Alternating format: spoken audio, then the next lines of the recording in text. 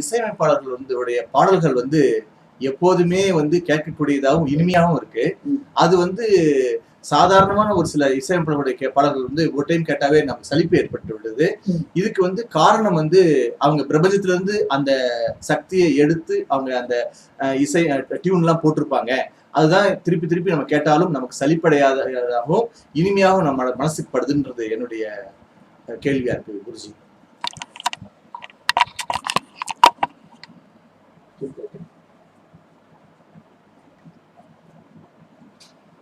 அதாவது நீங்க கேள்வி கேட்ட விதம் சரியில்லையே தவிர,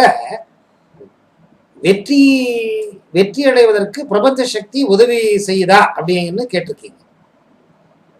ஒரு வெற்றிக்கு பிரபஞ்ச சக்தி உதவி பண்ணுதா அப்படின்னு கேட்டிருக்கீங்க.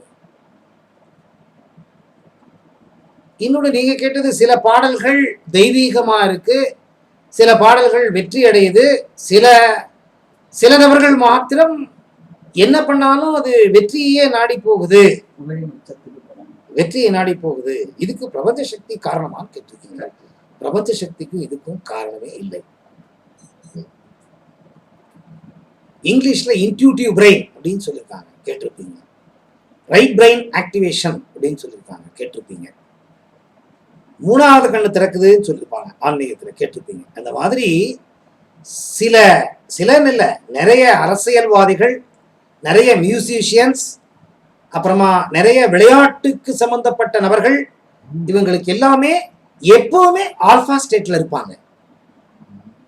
ஆல்பா நிலையில எப்ப நீங்க இருக்கிறீங்க, அப்ப ஆழ் மனதினுடைய கதவுகள் திறக்கப்பட்டிருக்கிறதுனால உங்களுக்கு தெரியாம ஜென்ம ஜென்மத்துல நீங்க என்னத்தை சாதனை பண்ணிருக்கீங்க, அந்த கதவுகளிலிருந்து சில பதிவேடுகள் மாத்திரம் உங்களுக்கு கொடுக்கப்படுது.